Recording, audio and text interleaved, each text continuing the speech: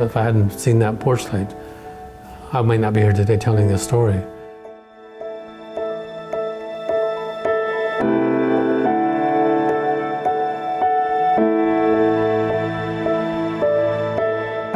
The adversity that I had to overcome in my life is coming out as a gay man many years ago, and it was an issue that I had to deal with for many years until I was comfortable with it. But the initial coming out was very difficult, emotionally, in some ways probably physically it hurt me too.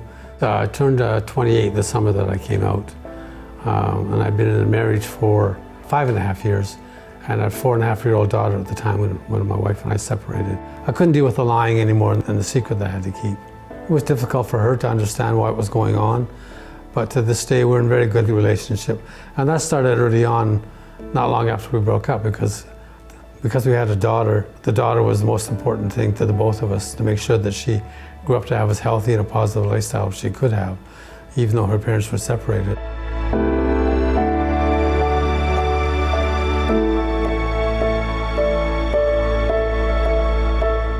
I moved back in with my parents for a while, which was difficult to do, be a mature man, so to speak, and moving back in with your parents because I had no place else to go.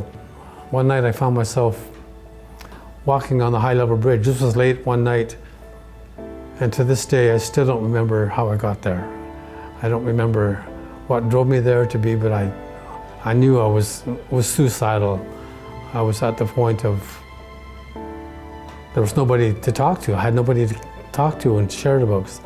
Even at that point, even though I was 28 years old, I thought in some ways I was the only person that was gay, which I knew wasn't true, but in my heart I didn't feel that. I felt I was alone.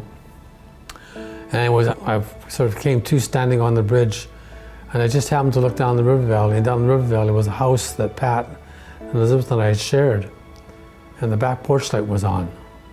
And from that moment, I knew no matter what, I had to be there for my daughter. So it's strange how just simple thing as a porch light saved my life. But because who knows, if I hadn't seen that porch light, I might not be here today telling this story.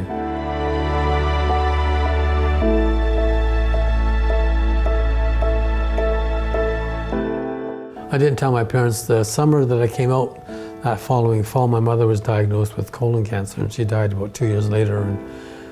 And sometimes I wish and I regret that I didn't tell her, because she knew in her heart, and she could see in me that I was struggling with something, but I just wasn't ready to deal with it and to share more burden with her. And my father was quite a bit older than my mother. He was 16 years older than my mother. He just wouldn't understand. He would just say, oh, it's just a phase, get over it kind of thing. So I never did tell my parents. Over a period of time, the rest of the family knew. All my aunts, my uncles, they all knew, and they accepted me because they knew who I was, that I was a good person who happened to be gay. I have a granddaughter who's 21 and a grandson who's 19, and they're very, very accepting of who I am, and I feel so lucky to have a daughter and 2 grandchildren.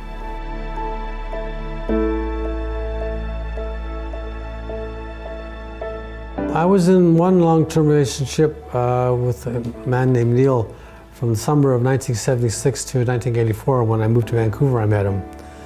And he and I sort of came out in Vancouver along with a few other people. And coming out in Vancouver in 1976 is totally different than today. I mean, the first parade that I marched in, or wouldn't even call it a parade, was a walk, was 78, 79, I can't even remember. Walking down Thurlow Street to Sunset Beach. We couldn't get a permit. We had to stop at the red lights. People were jeering at us and throwing stones at us.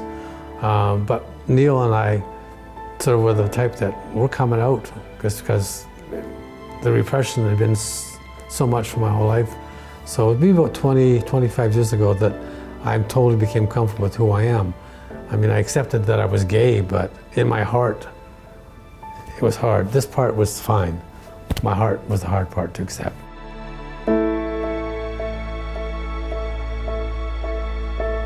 I think I feel pretty secure about being gay, but I have concerns now that I'm getting older. My health is good.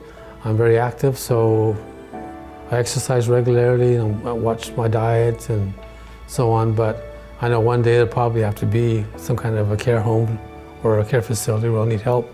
If you're a young gay person, young lesbian, or transgendered, and confused as to who you are and you're living in a small community or even a large community and you're not being accepted, listen to your heart, because your heart is always going to tell you the truth.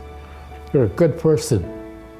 You have a heart, and you have a soul, and that heart and that soul will get you through the tough times.